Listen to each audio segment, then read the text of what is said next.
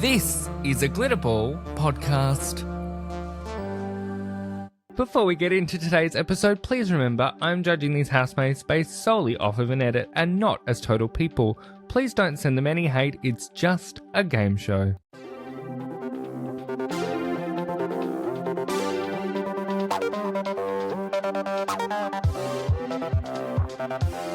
From Glitterball, this is He's Always Watching, a Big Brother podcast.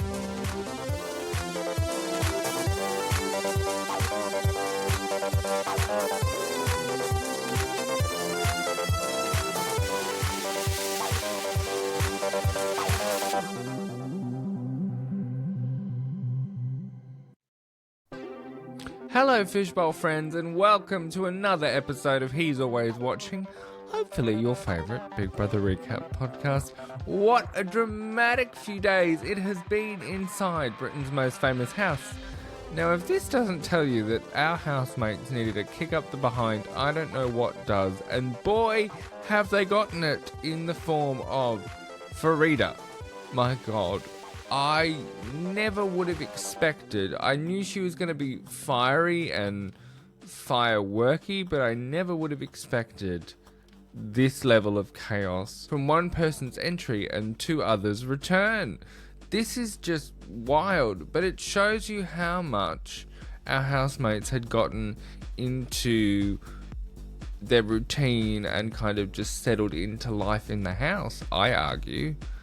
And I find it really shocking that they've been able to shake them up as much as they have with such a simple change. So, let's rewind back to where I left you, because on Friday, we saw Sam get fake evicted and enter the I Spy room with Farida and Emily. And that is where we left off, because obviously no episode on Saturday, so Sunday they extended by 15 minutes because there was just so much to smush into one episode. Maybe this is the case for a Saturday episode, maybe it isn't, I don't know. But I'm genuinely really shocked with how much the house has just been rattled to its core in such a simple twist. Because as I said to you on Friday, secret room twists are kind of old hat for Big Brother now. It's been done to death in 1,000 different ways, but I think because this house had settled into such a lull and such a routine with Marcus and Elsa just kind of being glued together at the hip, and like Fieshola and Zila leading the shopping list along with Tate, I feel like it's really ruffled some feathers. And look, this is going to be controversial of me because I'm a little bit of a Big Brother purist. However, I must admit, them getting a glimpse of the outside world through some of the things they've been told has been good value because of the reactions it's caused. However, I don't know if I'm the biggest fan of them getting outside information. Something about them getting outside information just kind of rubs me the wrong way. But I won't deny it has been very good value. However, I want to take the last bit before we head to our ad break. I want to take the last bit of this segment to talk about Tasia. I think it's really interesting with her being the youngest in there that Farida is being quite so blunt with her. I think it comes from a well-meaning place, but I don't know that it's been received that well. We saw Tasia kind of have a bit of a breakdown in the diary room, and I think it's the first time for me that her youth has kind of shone through. You could really see her kind of have that internal meltdown, being faced with this honesty from Farida.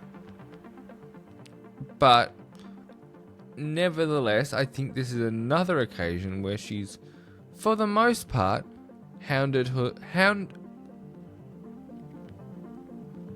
where she has, for the most part, handled herself very well.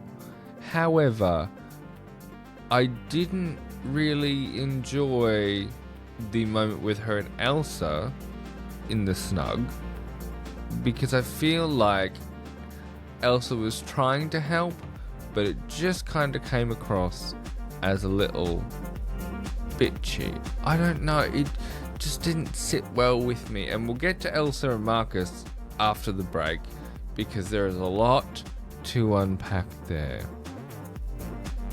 Dear God, help us all. But I thought Tasia was particularly interesting because those two were kind of sparring, but I felt bad for Tasia because I feel like she is kind of being singled out as the youngest, and I don't really love that. But Farida's gonna Farida, and that is why she's here. She's here to shake those housemates up, and that she is certainly doing. So after the break, we're gonna get into all, unfortunately for me, the showman's chaos. And I will say this before we go to an ad break. Thank God I'm not the only one voicing this opinion. Thank you, Farida, that the showman's is tired and done and move on. So we'll unpack all of that after this break. Welcome back. It is, unfortunately for me, time to talk about the showman's, because boy oh boy, if Farida has done one thing, it is really rattle that showman's to its core. The thing that I don't understand with all of this is how they were all so shocked that they're being shown as one-dimensional humans in this house. It's like they've forgotten the fact that they're making a TV show, and that, of course, if the main thing, any of them, whether it's Marcus, Elsa, or whoever else, we've seen previously that if you're giving them one thing and one thing predominantly only, they're going to air that one thing, because it's easier for each housemate to have a singular narrative than it is to have someone running around with 4 different narratives. It's just a fact of how things will be presented. We've seen it year upon year, time after time. It's just a fact. So it's really interesting to see Marcus in particular get so bent out of shape about it, because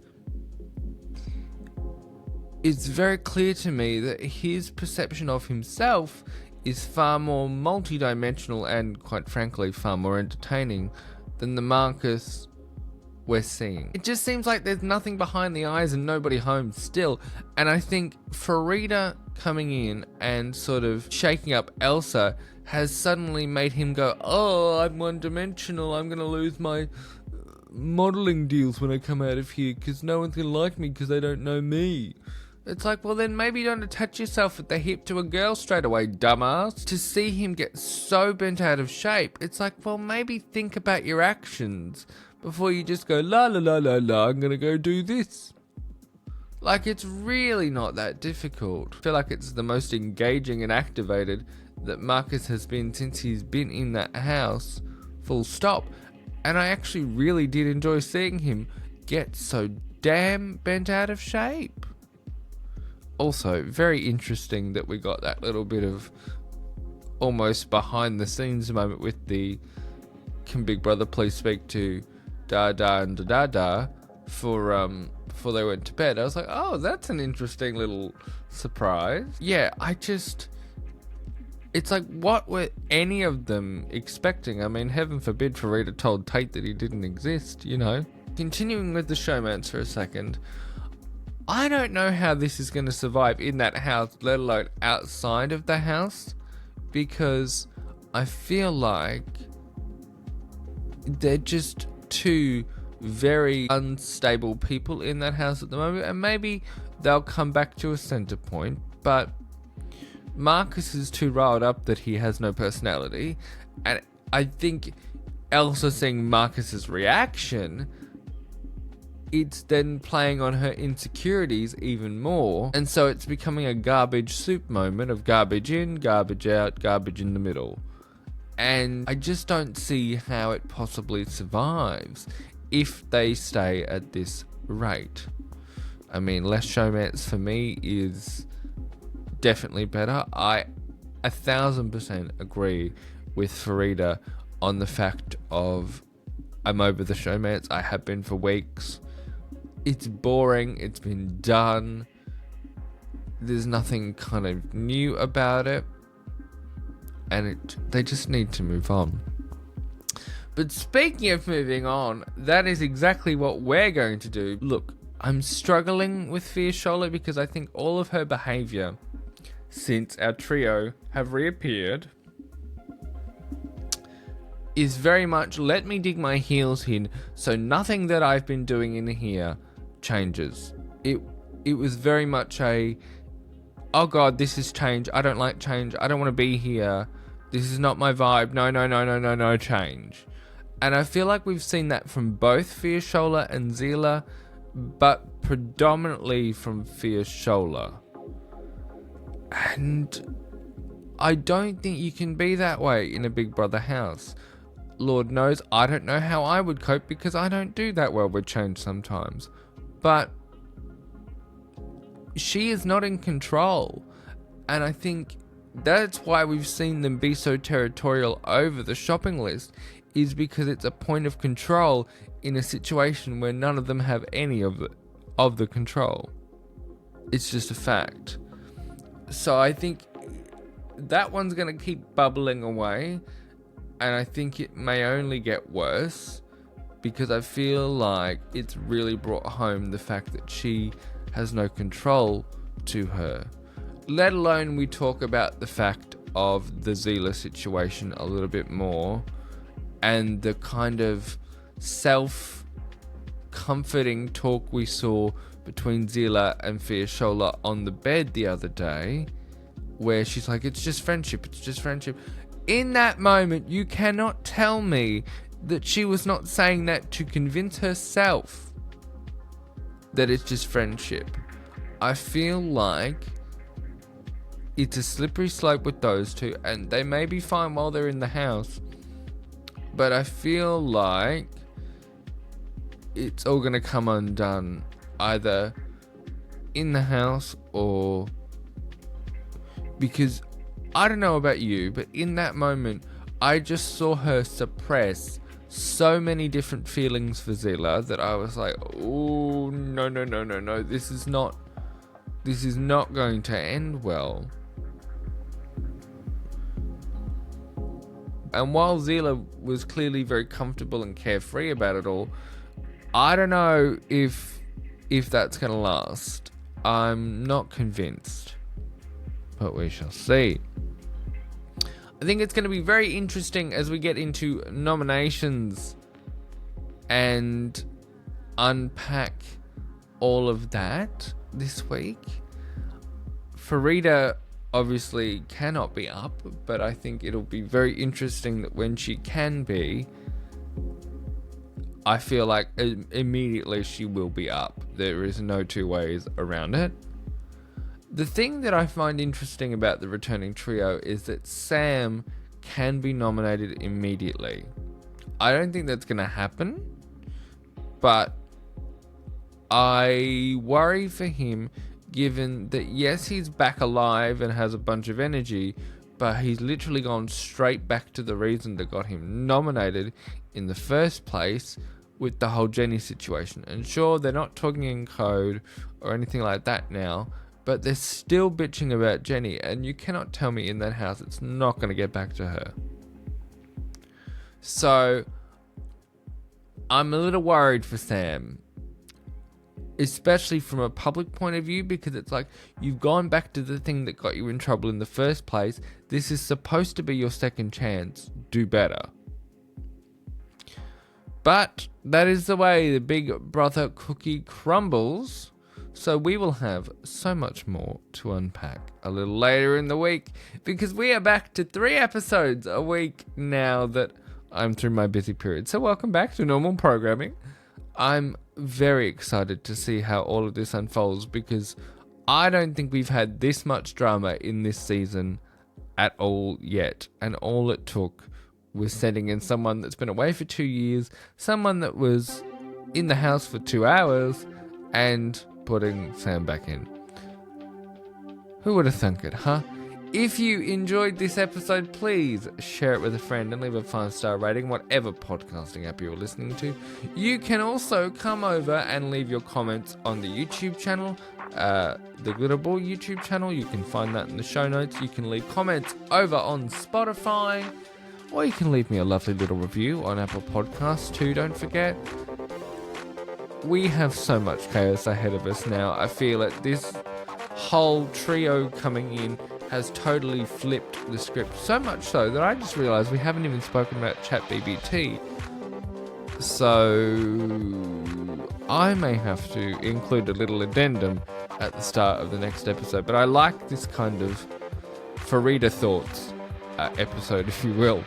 So I'm going to leave it alone, but we might have a double task segment in the next episode, just so that we have covered everything. My apologies that I got so stuck into the Farida of it all there, but I truly do feel like it has not in a bad way become the Farida show, so it feels like the most prominent thing to speak about. So there we go.